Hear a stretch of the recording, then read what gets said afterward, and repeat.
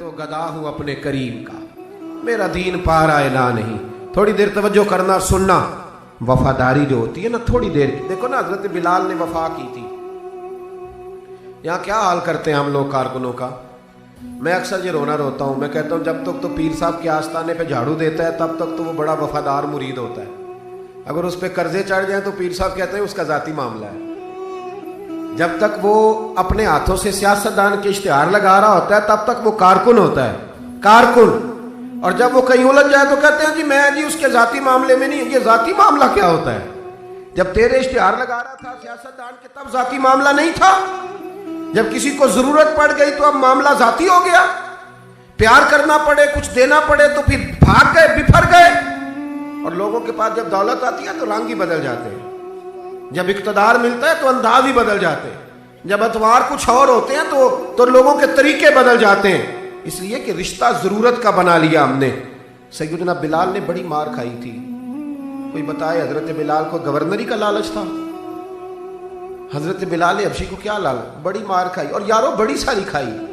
ایک تو وہ مار ہے نا جو عبداللہ بن جدان مارتا تھا، امیہ بن خلف مارتا تھا، ایک تو وہ ہے. اور حضرت بلال جب دروازہ رسول پہ آئے تو بخاری مسلم میں موجود ہے، حضرت بلال نبی پاک کے مہمان آتے تھے تو خود قرضہ اٹھا کے لاتے تھے. اور ایک وقت ایسا بھی آیا کہ قرضے اتنے زیادہ آ گئے تھے کہ یہودی نے کہا کہ بلال تو نے بڑے سارے پیسے قرض لیے ہوئے ہیں، تو اگر اب تو نے پیسے نہ دیے تو میں تمہیں پھر سے باندھ دوں گا. حالانکہ وہ سارے نبی کریم کے مہمانوں کے لیے قرضے لیے. حضور کے ذاتی کام کیے ساری زندگی ذاتی. یارو یہ جو لوگ ہوتے ہیں یہ بڑے شاندار ہوتے ہیں، ان کو کوئی لالچ نہیں ہوتا. جن لوگوں نے اس محفل کے اشتہار لگائے ہیں ان کی تو اشتہار پہ فوٹو نہیں لگی ہوئی. لنگر کھلا رہے ہیں ان بیچاروں نے. تو وہ ایک نقیب محفل ملتان میں نا ایک دفعہ پیار چلتے ہیں نا دوستوں سے، مجھے غصہ بڑا کم آتا ہے تو کبھی آ جائے تو وہ چلو آ بھی جاتا ہے.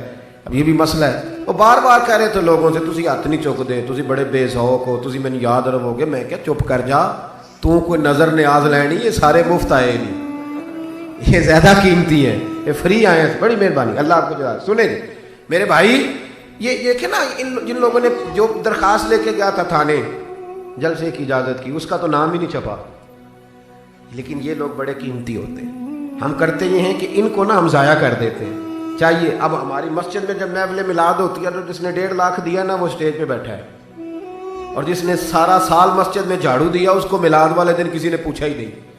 حالانکہ اس بندے کی صدارت میں جلسہ ہونا چاہیے تھا جو روزانہ مسجد میں جھاڑو دیتا ہے. اس کی صدارت ہونی چاہیے تھی تاکہ پتہ چلے کہ رسول اللہ کے غلام میلاد کے موسم میں غریبوں کو عزت عطا کرتے ہیں. لیکن ہم نکل جاتے ہیں، ہمارا ماحول نہیں، مزاج نہیں. حضرت بلال نے نوکری کی، سارا دن نبی کریم کے کام کرتے، سارا دن. تھوڑا سا ٹائم بچ جاتا نا، کہتے حضور کوئی حکم تو نہیں؟ ملا رومی نے لکھا ہے کوئی حکم تو نہیں؟ حضور فرماتے نہیں سارے کام ہو گئے. حضور میں تھوڑی دیر کے لیے جاؤں؟ جائیں. 1 دن بھی، 2 دن بھی، 3 دن بھی. حضرت انس بن مالک کہتے ہیں ایک دن میں نے پوچھ لیا، میں نے کہا حضور یہ بلال چھٹی لے کے جاتے کہاں ہیں؟ شادی تو کی کوئی نہیں تھی، ابھی گھر تو تھا نہیں، تو یہ جو آ کے کہتے ہیں کوئی کام تو نہیں میں جاؤں؟ تو محبوب نے فرمایا جب یہ مجھ سے پوچھ کے جاتا ہے نا کوئی کام تو نہیں جاؤں، تو پھر سیدھا سیدہ فاطمہ کے گھر جاتا ہے. تھوڑی دیر بیٹھے نہیں، اللہ آپ کو جزا تشریف رکھے. یہ سیدہ فاطمہ کے گھر جائیں گے، اب یہ وہاں جھاڑو دیں گے. اب بیٹھے نہیں، اللہ آپ کو برکت دے، جزائے خیر. تشریف رکھیں، اللہ تعالیٰ آپ کو برکات دے. پیچھوں کے لیے مسئلہ بنتا ہے، تشریف رکھیں. اب یہ نا سیدہ فاطمہ کی چکی پیسیں گے. یعنی کوئی ٹائم بچ جاتا تو وہاں کتنی نوکری کی حضرت بلال نے، کتنی ڈیوٹی کی کہ نہیں کی. لیکن کسی عہدے کے لالچ کے لیے، کسی منصب کے لیے، کسی فوٹو کے لیے، کسی صدارت کے لیے. لیکن میرے محبوب نے بھی جب اعزاز دیا نا تو پھر کمال ہی دیا. پڑھیے ترمذی شریف. حضور آئے نا معراج سے واپس. میں جلسے سے دیر سے جاتا ہوں نا تو میری ایک بیٹی ہے، وہ جب میں نکلنے لگتا ہوں کہتی آج دیر سے آئے تو دروازہ نہیں کھولنا. روز ہی دیر سے آتے ہیں، تو جب رات کو جاتا ہوں تو سب سے پہلے وہی کھولتی ہے.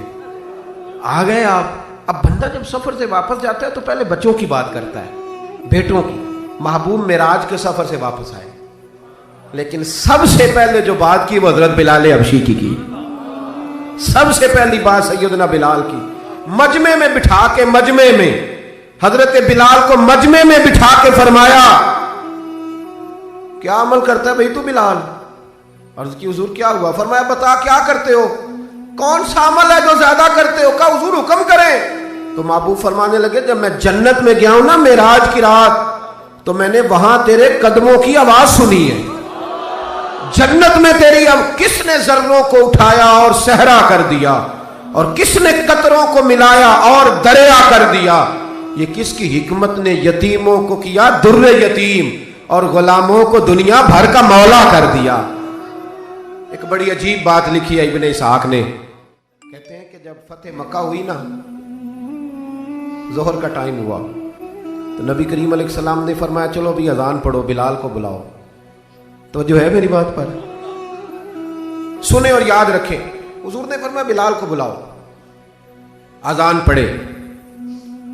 تو ایک شخص نے حضور کے کان میں مشورہ دیا کہ یا رسول اللہ صلی اللہ علیہ وسلم کافر تو پہلے ہی سارے جل گئے، مر گئے، فتح مکہ ہے، تو کچھ لوگ حضرت بلال کے بڑے دشمن ہیں، تو یا رسول اللہ صلی اللہ علیہ وسلم بلال یہ ہمیشہ پڑھتا ہے وہی پڑھیں گے، تو آج نہ کسی اور کی ڈیوٹی نہ لگائیں اذان پڑھنے کی، فتح مکہ کا موقع ہے، چلو کوئی اور پڑھ دے۔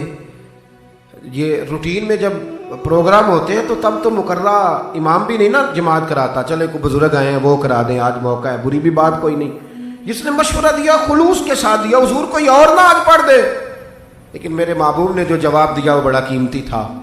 محبوب کریم فرمانے لگے جب پتھر کھانے پڑے تو تب تو بلال پڑھے، اور جب بدر اور احد میں تلواریں چمکے تو تب تو بلال پڑھے، اور فرمایا جب بھوک کاٹنی پڑے تب تو اذان بلال پڑھے، اور آج اللہ شانے عطا کرے تو کوئی اور پڑھے۔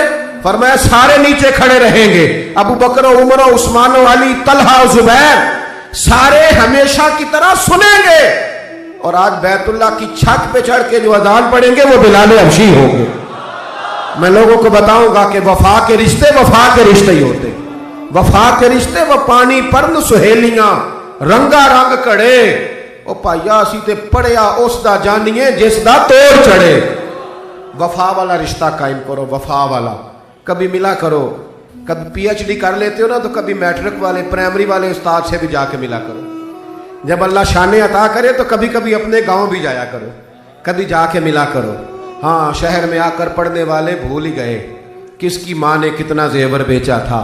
اپنے انداز نہ بدلو، اطوار نہ بدلو، اخلاق حسنہ کی دولت پیدا کرو۔ یہ جو ہم ٹوٹ گئے ہیں نا، امیروں کی سوسائٹیاں الگ ہیں اور غریبوں کی جھونپڑیاں الگ ہیں، انہوں نے بڑی تفریق پیدا کر دیا معاشرے میں۔ لوگ تو جنازے پڑھنے چھوڑ گئے ایک دوسرے کے، لوگوں کاٹ دیا، جس کے پاس پیسے زیادہ آئے، اپنے بھائی کی بچی غریب بیٹھی ہے رشتے کے لیے، اس کو وہ رشتے ڈھونڈ رہا ہے، کہہ رہا میرا کوئی میرے اسٹیٹس کے لوگوں میں رشتہ کرا دو، تو رشتے والے نے کہا وہ تیرا اپنے بھائی کی بھی تو بیٹیاں نا، تو وہاں کر لے۔ کہتا نہیں وہ جب شادی کرے گا نا تو میں تعاون کروں گا۔ تو تعاون تو بھائی کوئی اور بھی طرز کھا کے کاری دیتا ہے، تو اور بھی کو کر دیتا ہے۔ تو وہ والا رنگ اختیار کر جو اللہ رسول نے تجھے عطا فرمایا ہے۔ ہمارے معیار میں وہ وفا نہیں، وہ حسن نہیں، یہ میری طرح کے لوگ جن کو اللہ بڑی شانیں عطا فرماتا ہے، دین کے نام پر بڑا نوازتا ہے، لیکن لب و لہجے میں کئی دفعہ سختی آتی ہے، کئی دفعہ احساس نہیں ہوتا کہ ہم کیا کر رہے ہیں۔ اعلیٰ حضرت فاضل بریلوی بھی فرمایا کرتے تھے لوگوں نبی پاک کے وفادار رہنا، فرشتے بھی تمہاری عزت کریں گے۔ کیا فرمایا؟ کہنے لگے فرشتے بھی کرتے ہیں تعظیم میری، فدا ہو کہ ان پر یہ عزت ملی ہے۔ اکرام کرنا، کبھی بھی اپنے نفس کو نصیحت کرنا، کبھی بھی